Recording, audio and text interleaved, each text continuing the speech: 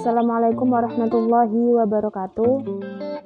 Perkenalkan, nama saya Fadila Anwar dengan NIM 204200045 dari Program Studi Pendidikan Guru Madrasah Ibtidaiyah Lokal 5B. Video ini ditujukan untuk memenuhi tugas ujian tengah semester mata kuliah pembelajaran IPA yang diampu oleh Ibu Muhaiminah Jalal, MPD. Materi yang akan saya jelaskan di sini yaitu mengenai fotosintesis pada tumbuhan. Selamat menyaksikan. Halo anak-anak semua, Assalamualaikum. Masih semangat tidak hari ini?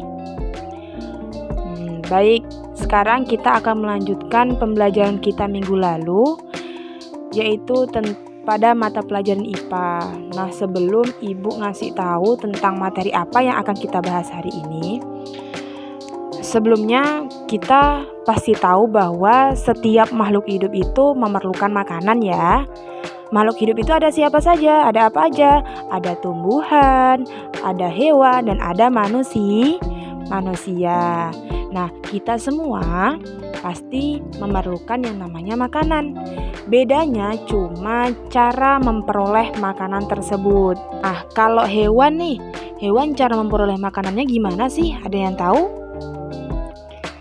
Hewan memperoleh makanan itu beda-beda juga ya, tergantung bentuk paruhnya atau bentuk mulutnya. Kita ambil contoh burung pelatuk nih.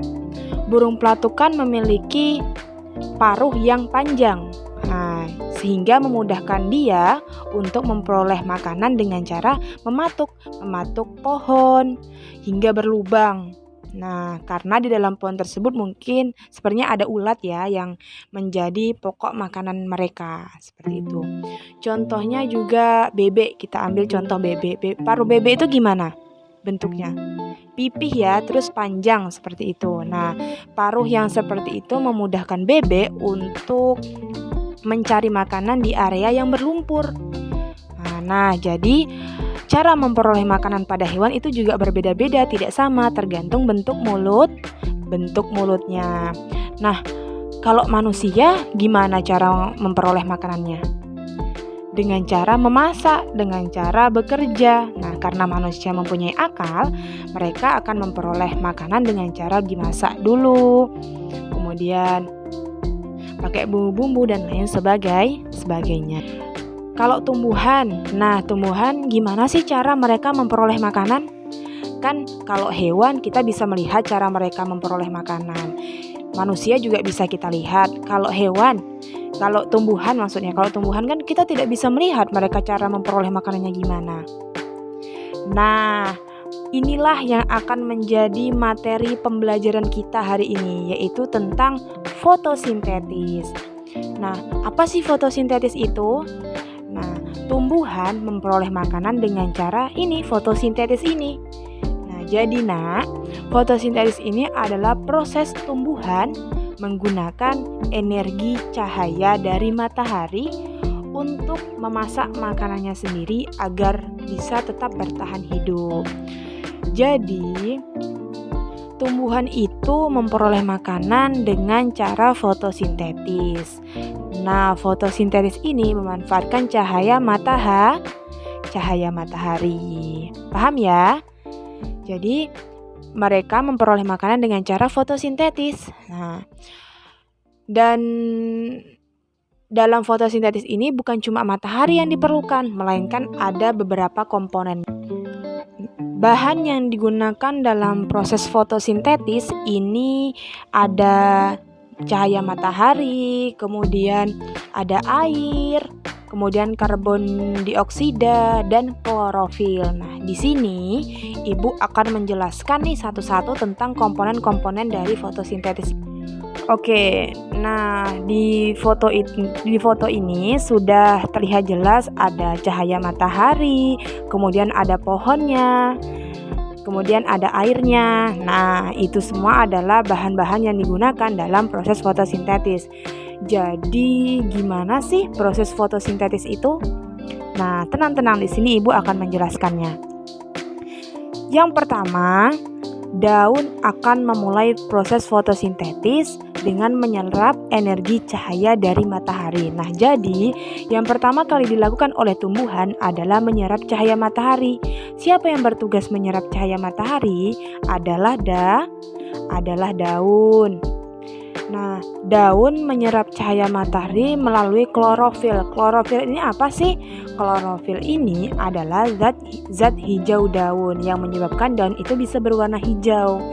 Seperti itu. Kemudian setelah energi dari cahaya matahari itu diserap oleh daun, oleh klorofil tadi, kemudian bahan selanjutnya yang dibutuhkan itu adalah air. Nah, air ini diperoleh dari mana sih, Bu?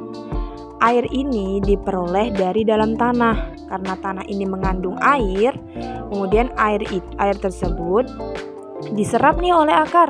Nah, diserap oleh akar, kemudian disalurkan oleh batang ke daun. Jadi dari akar, kemudian dibawa oleh akar ke batang, kemudian batang membawa air tersebut ke daun. Setelah diserap oleh daun, kemudian daun akan menyerap bahan fotosintesis yang terakhir nih. Apa yang belum Ibu sebutin? Karbon dioksida. Karbon dioksida ini bisa berasal dari udara yang kita hirup.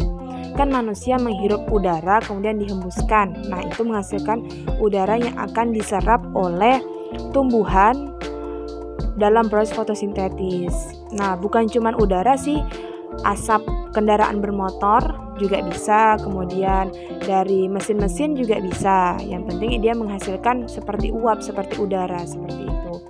Nah, udara ini diserap melalui mulut daun.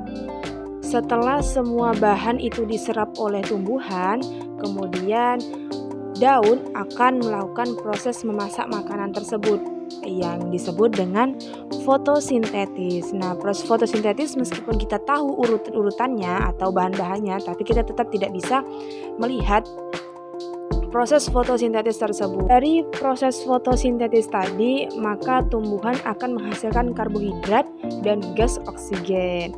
Nah, karbohidrat ini adalah makanan bagi tumbuhan. Nah, Ibu kan sudah menjelaskan tentang fotosintesis secara keseluruhan, dari komponen, kemudian caranya, kemudian apa sih hasil dari fotosintesis itu. Nah, Ibu harap apa yang Ibu jelaskan ini bisa kalian pahami ya. Baik, mungkin hanya ini yang dapat saya sampaikan. Lebih dan kurang saya mohon maaf. Saya akhiri dengan ucapan wabillahi taufiq wal hidayah. Wassalamualaikum warahmatullahi wabarakatuh.